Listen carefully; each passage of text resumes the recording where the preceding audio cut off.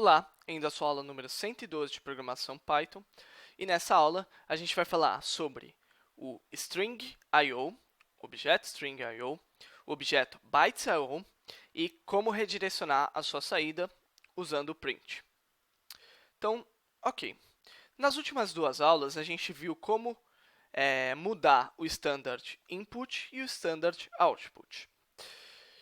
Só que eu falei para vocês que a entrada passa por um buffer para chegar numa saída. Da mesma forma, a saída passa por um buffer também. Então, tanto a entrada quanto a saída pode ser armazenado dentro de um buffer. E esse buffer é o que a gente modifica quando a gente modifica o standard input e o standard output.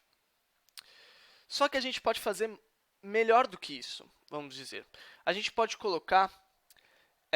pegar e armazenar tudo que a gente imprime ou tudo que o usuário coloca dentro de um buffer específico, um buffer que a gente cria.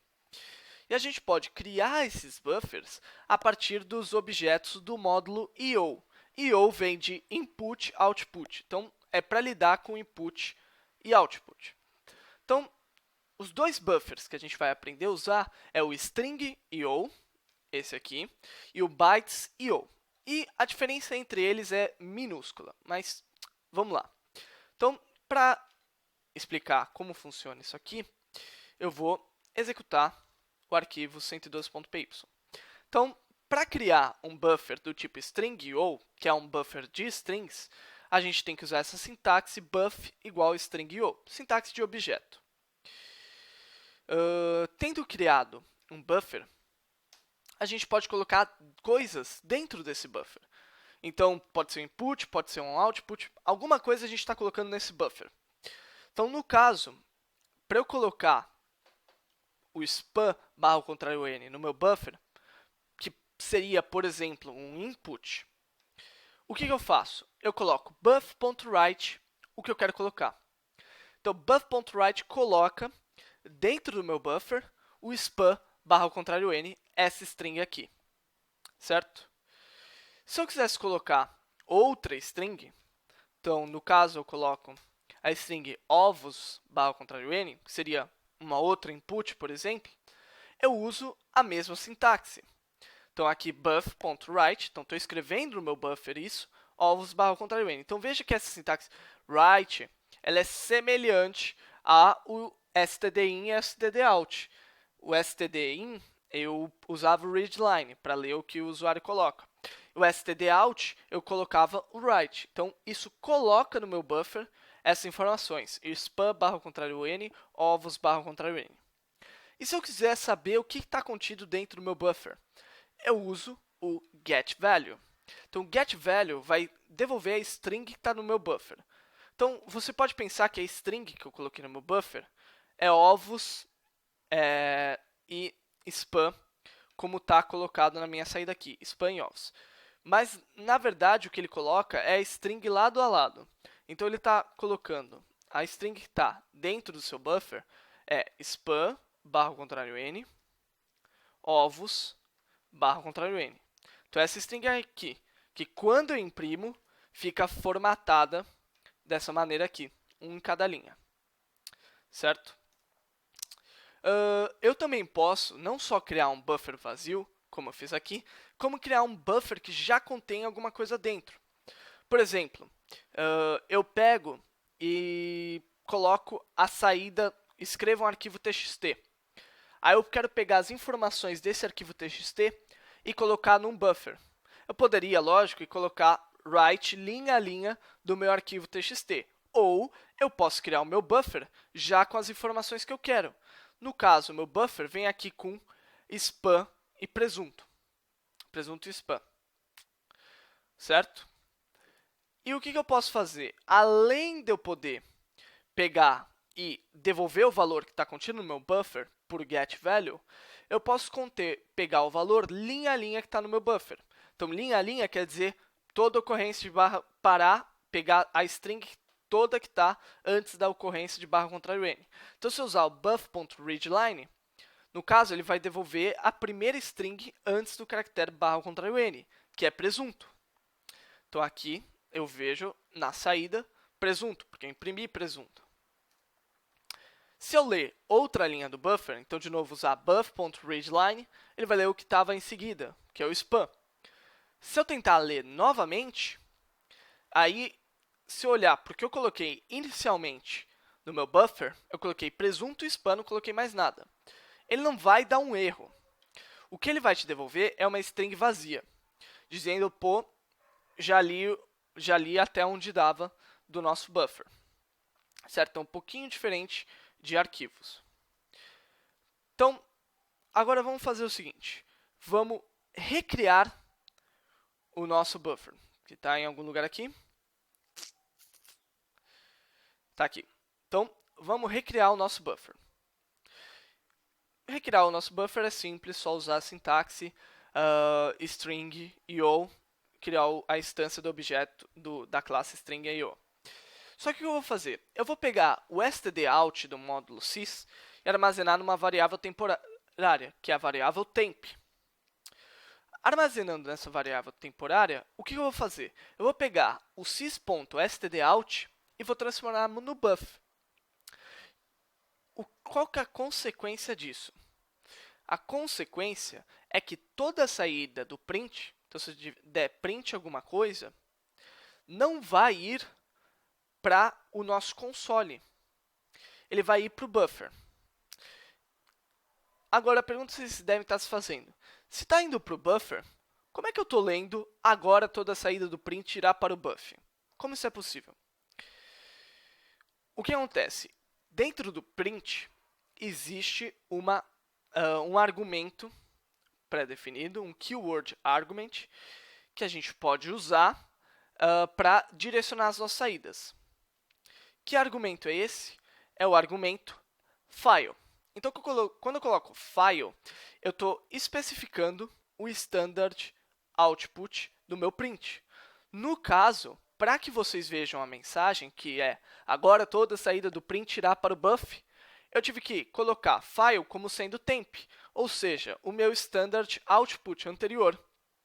E na linha seguinte, que eu executei print42 span 3.141, então eu coloquei o sentido da vida, o valor, a string span e o número pi, não apareceu. Pode olhar aqui que não aparece. Por quê? Porque eu não especifiquei que a saída do meu print era para o standard output. Então, a saída do meu print foi para o buff. Foi colocada aqui dentro do buff. Por isso que eu não vejo. Agora, se eu continuar a execução do meu programa, o que eu vou ver? Que eu posso pegar o valor que está contido no buffer. Então, como eu pego o valor que está contido no buffer? Eu vou aqui. Então, primeiro, retorno o sys standard output ao padrão, para a gente poder imprimir as informações do jeito que eu quero. E a gente não viu isso aqui porque eu fui uma anta e esqueci de colocar file como sendo temp. Então, até por isso aqui a gente viu uma linha vazia, porque não executou nada. Mas era para a gente ter visto se eu tivesse colocado aqui file como sendo temp. E coloco de novo standard output como sendo temp, para que a gente possa imprimir as informações do nosso buffer. No caso, print buff.getValue. E aí, o que eu vejo que estava dentro do meu buffer era justamente o que eu imprimi. A string 42, span 3.141, e aí o barra ao contrário n, porque o print, lembra que o print também tem um keyword argument, que é o keyword argument end, e que o end, por default, é o barra ao contrário n. Mas eu poderia definir o end como sendo o espaço ou qualquer outra coisa assim. Então, beleza. O string IO, e como a gente vai ver agora bytes IO, ele é útil porque eu consigo armazenar a saída do meu programa num lugar só. Então, se eu vou imprimindo várias coisas, isso não se perde na minha linha de comando. Isso pode ser guardado dentro de um buffer. Por exemplo, um método muito comum de debug, que eu falei para vocês, é usar o print, além de eu poder usar o módulo PDB. Usar o print é imprimir, essa variável está com tal valor, essa variável está com tal valor, essa variável está com qual valor. Se eu executar o meu programa com esse monte de print, de variável com tal valor, variável com tal valor, variável o valor, eu vou ver a minha linha de comando com linhas e linhas e linhas e linhas de variáveis com tal valor.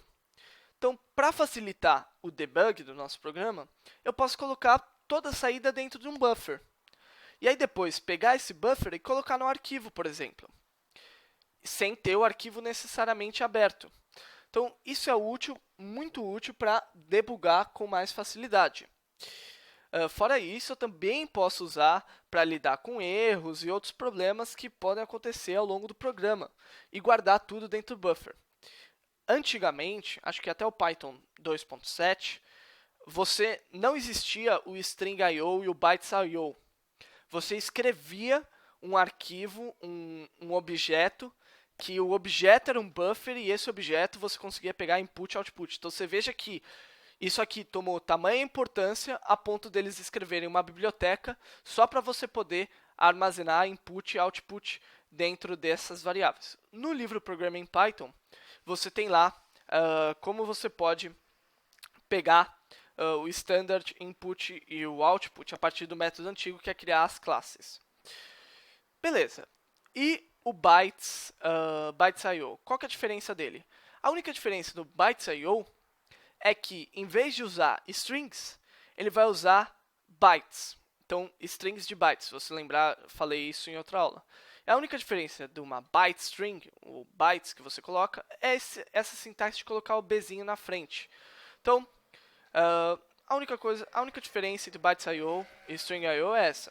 O resto da sintaxe é toda a mesma. Então, para criar o string, você coloca bytes.io, abre e fecha parênteses. Para escrever spam, você usa o .write. Para imprimir o valor, eu posso usar o getValue. Então, você vê aqui o getValue, o write, que eu uso normalmente. Para criar um arquivo já com valores de entrada, eu coloco os valores de entrada, lembrando que os valores de entrada as strings de entrada devem estar em bytes. Posso imprimir novamente o que está dentro do string, usando o getValue, ou posso usar o readline, ou até mesmo posso usar o read. Lembrar que o read lê tudo que está dentro do arquivo. Poderia ter usado o read também no string.io, preferi usar no bytes.io só para mostrar para vocês. E é isso, a única diferença do bytes.io para o string.io é que o bytes.io lida com bytes e o string.io lida com strings. Isso pode ser útil se você tiver valores que estão criptografados, por exemplo. Entrada de dados criptografados, que normalmente quando você faz criptografia ou então faz algum algoritmo de compactação, você não usa strings como normalmente, você usa bytes. Então, você pode usar o bytes.io para ler esse tipo de data que é um pouco diferente. Então, é isso. Essa aula não tem exercício, porque o uso de bytes.io e string.io não é tão diferente dos programas anteriores e ele é mais específico de acordo com o programa que você está usando, tanto é que muitas vezes você tem que customizar essas classes. Então, é isso, pessoal. Essa foi a aula de hoje. Espero vocês na próxima aula.